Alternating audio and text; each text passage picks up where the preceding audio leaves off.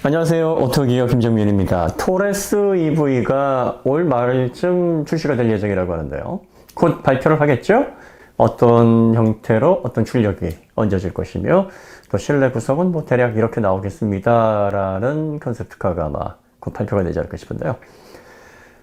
BYD의 리튬 인산철 배터리를 탑재를 한다 이렇게 알려져 있습니다. 용량은 뭐 대체적으로 75kWh 정도가 될 걸로 보이고 WLTP 기준으로 450km는 주행 가능하게 나올 것이다. 그러면은 대략적으로 환경부 기준으로는 한 30% 정도가 마이너스 되니까 300km 한 중반대 정도로 아마 환경부 인정을 받게 되지 않을까 예상입니다.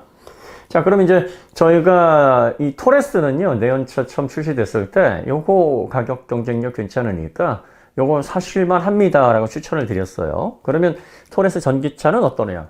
토레스 전기차는 우려가 되는 부분이 이제 배터리 부분입니다. 전기차에서는 배터리가 가장 중요한 비중을 차지하고 원가 비중이 가장 높고 또 전기차의 성능이나 활용도를 결정하는 핵심 부분입니다.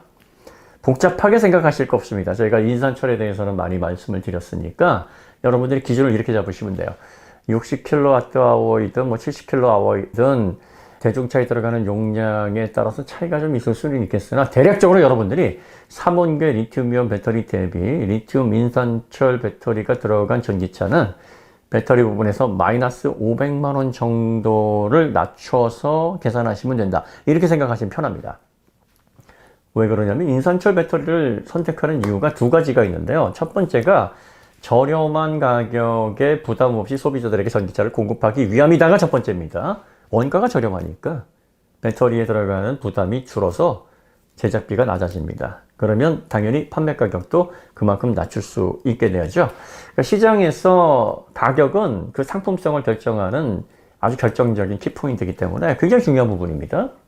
그리고 이제 두 번째가 리튬 인산철은요, 양극재에 들어가는 산화철, 이게 니켈 코발트처럼 국제 불안정한 시세에 영향을 받거나 공급에 크게 어려움을 겪는 일이 거의 없습니다. 공급이 원활할 수 있다라는 점이죠. 물론 중국에서 거의 대부분이 생산이 되기 때문에 뭐 중국하고 협력을 잘 해야 공급을 잘 받을 수가 있다라는 문제. 뭐 중국이 리튬 인산철 공급하기로 해놓고서 너희들이 우리의 정책이나 우리의 마케팅 관련된 그런 방향에 대해서 별로 마음에 들지 않는데 해서 공급을 끊어버리면 이게 문제가 되는 거죠. 그래서 이제 앞으로 저렴한 전기차 시장에 LFP 배터리가 일정 부분 사용될 것 같으니까 K배터리도 야, LFP 배터리 이제 우리도 만들어야 되는 거 아니냐. 그래서 준비를 하고 있긴 합니다. 또 ESS 시장 같은 경우에는 리튬 인산철이 비용적인 부분이나 운영 면에 있어서 훨씬 좀 경제적이면서 유리한 부분이 좀 있어요. 그래서 ESS 부분에서도 많이 활용이 될 것으로 보이기 때문에 리튬 인산철을 K배터리도 이제 생산할 준비를 갖추고 있기는 합니다. 그러니까 여러분들이 이 부분을 꼭 기억하시면 됩니다. 배터리 부분에서 한 500만 원 정도 평균 잡아서 복잡하게 세세하게 차이 나는 부분 다 계산하실 거 없고 3원계 리튬이온 배터리 대비 리튬 인산철 배터리가 들어가게 되면 500만 원 정도 딱 가격을 낮추고 상품성을 판단하시면 되겠구나 라고 생각하시면 됩니다. 그러니까 대중차 기준으로 3원계 배터리가 탑재된 전기차가 4천만 원이라 그러면 리튬 인산철 배터리가 탑재된 비슷한 용량의 비슷한 사이즈의 비슷한 출력을 갖추고 있는 전기차에 한해서 말씀드리는 겁니다. 경쟁이 될 만한 비슷한 상품성을 가지고 있는데 배터리만 하나는 3원계 리튬이온 배터리고 하나는 리튬 인산철 배터리다 그러면 리튬 인산철 배터리가 탑재된 모델의 가격이 500만 원 정도 낮게 책정되면 적정 가격이구나 이렇게 보시면 되는 겁니다. 이게 첫 번째 핵심 포인트입니다.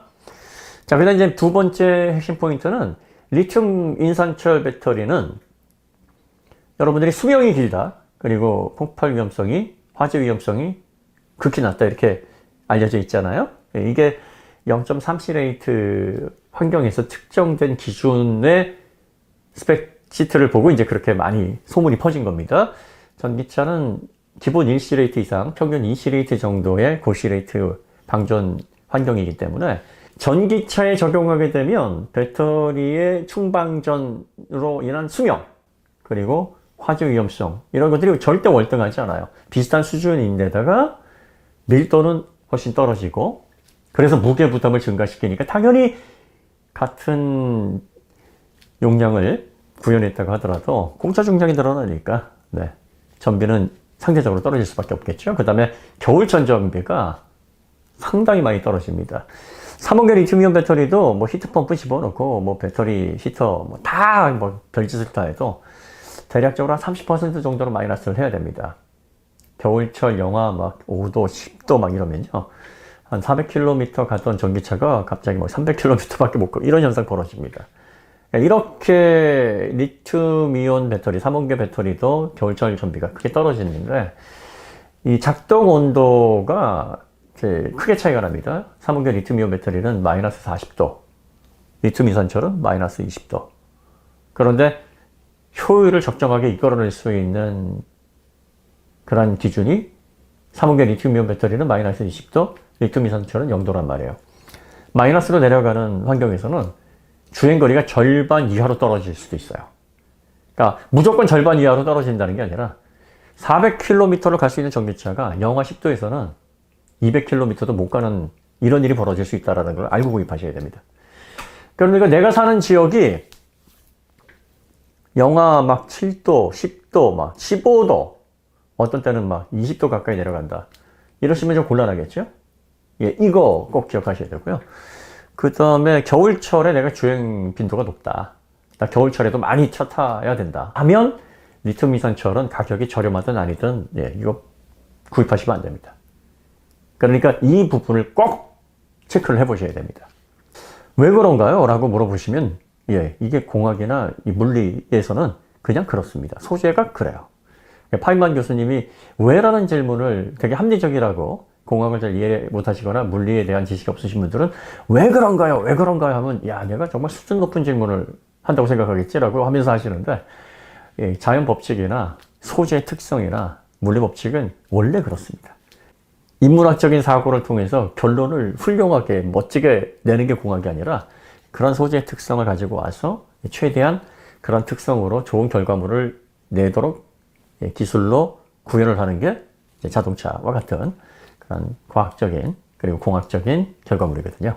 그러니까 리튬 인산철, 산화철은 원래 그래요. 원래 그렇기 때문에 왜 그런가요? 라고 하면 이게 원래 리튬 인산철에 들어가는 양극재 산화철의 특징이고 3원계의 양극재에 들어가는 니켈, 코발트, 망간, 특히 이제 니켈 출력, 코발트 안정화 뭐 이런 물질들도 원래 그런 특징을 가지고 있어서 효율을 높여서 고시레이트, 고방전에서 좀 더 효율을 높게 가져가기가 원래 좋습니다. 이렇게 이해를 하시면 됩니다. 자, 그렇기 때문에 1C레이트 이상에서는 이제 수명, 안정성이 크게 떨어집니다. 상대적으로. 그래서 높은 성능을 상대적으로 구현하지 않습니다. 그러니까 리튬 인산철 배터리로 원래 계획된 전기차들은 3원계 리튬이온 배터리로 계획된 전기차보다 출력이 좀 많이 떨어지는 특성을 보입니다. 뭐 많이 떨어지지 않더라도 한 10%, 20% 정도는 출력을 낮게 잡아요. 그러니까 인산철 배터리로 원래 기획된 자동차 같은 경우에는 출력이 비슷한 급의 3원계 리튬이온 배터리를 탑재한 전기차 대비 떨어지는 부분을 감안하셔야 됩니다. 이런 부분들까지도 가격의 마이너스 요소로 잡아야죠. 요거는 뭐 얼마로 잡으시면 좋을까요? 뭐 한 100만원? 200만원? 이건 알아서 잡으시고요. 그러니까 비슷한 출력이나 비슷한 사이즈 대비 3원계 리튬이온 배터리를 탑재한 모델 대비 기본적으로 다 똑같다. 뭐 크기도 비슷하고 출력도 비슷하고 옵션도 비슷한데 배터리 특징만 다르다면 한 500만원 마이너스 하시면 되고 그런데 이제 출력도 조금 더 낮고 뭐 약간 옵션 같은 것도 약간씩 차이가 있다 그러면 거기에 맞춰가지고 뭐 한 100만원 더, 200만원 더 이렇게 마이너스를 해서 600만원 마이너스, 뭐 700만원 마이너스 이러면 대충 맞겠구나라고 본인의 계산을 적용하시면 됩니다. 그럼 이건 뭐 쌍용 토레스와 관련된 문제냐? 아닙니다. 뭐 다른 제조사에서도 리튬 인산철 배터리를 갑자기 들고 나와요. 아이오닉5에 뭐 리튬 인산철 배터리 모델을 냅니다 하면 배터리만으로도 한 500만원은 마이너스 해야 됩니다. 그런데 이제 플랫폼화된 전기차는 출력은 다 똑같고 기본적으로 편의성 다 똑같고 그리고 또 뭐 전장 다 똑같은데 배터리만 차이 난다 하면 그 정도 마이너스 하면 되고요. 뭐 출력도 낮췄어요. 그리고 뭐 옵션도 많이 뺐습니다. 왜? 저렴하게 공급해야 되니까 고급 옵션들 적용 못하게 막 해놔요. 그럼 이제 거기에 따라서 그 부분도 마이너스를 해야 되는 겁니다. 이렇게 계산하시면 됩니다. 현대기아차뿐만 아니라 뭐 테슬라도 그렇고 다른 기업도 그렇고 리튬 인산철을 갑자기 들고 나왔어요. 그러면 리튬 인산철은 싸게 저렴하게 공급하겠다는 의지고, 그리고 또 전기차 출시해 있는데 전기차 많이 공급하지 못해가지고 출고에 난항을 겪게 되면 메이커에도 큰 부담이니까 이런 문제 해결하겠다고 가지고 나오는 거거든요. 그러니까 가격적인 이점이 확실해야 소비자분들이 이걸 살지 말지를 결정할 수 있는 그런 근거가 될 수 있으니까 그 부분 꼭 살펴보시고요. 네, 그 다음에 이제 겨울철 전비가 크게 낮아진다라는데, 이 낮아지는 정도가 이 삼원계 리튬이온 배터리하고는 급이 다르게 낮아집니다. 절반 이하로 낮아질 수 있다. 반드시 그렇다는 게 아니라 그런 환경에서 갑자기 당황스럽게 할 수 있는 그런 특징의 배터리가 리튬 인산철이다라는 거를 꼭 감안하셔야 됩니다. 그리고 리튬 인산철에 들어가는 양극재 산화철의 화학 반응에 따른 그런 결과로 인해서 높은 C레이트의 출력을 잘 얻질 않으니까 비슷한 동급 모델이라고 해도 출력이 10%, 20% 낮게 설정이 될 가능성이 높아요. 이러면 거기에 따른 마이너스. 그리고 또 저렴하게 공급을 해야 되니까 옵션이나 뭐 이런 것들도 조금 차등 적용해서 약간 좀 뺄 거 빼고 뭐 이런 경우도 있을 수 있을 겁니다. 이런 거 잘 비교하셔야 돼요. 최근에 이제 리튬 인산철에 대한 정보가 많이 퍼지고 있으니까 이제 제조사들도 리튬 인산철이라고 이제 표기를 안 할 겁니다. 그리고 배터리 용량만 몇 킬로와트 아워 이렇게 돼 있고 아래에 아주 작은 글씨로 LiFePO4 이렇게 해놓을 거예요. 요거 잘 기억하세요. LiFePO4 이거는 리튬 인산철이다. 그럼 뭐다? 500만 원 정도는 낮게 저렴한 그 배터리구나 이렇게 인식하시면 되고, 이거 영하 5도 10도에서 반토막 주행거리 날 수 있는 겨울철 전비가 크게 떨어지는 배터리구나 이렇게 이해하시면 되고요. 에너지 밀도 떨어지는 거구나 이렇게 생각하시면 됩니다.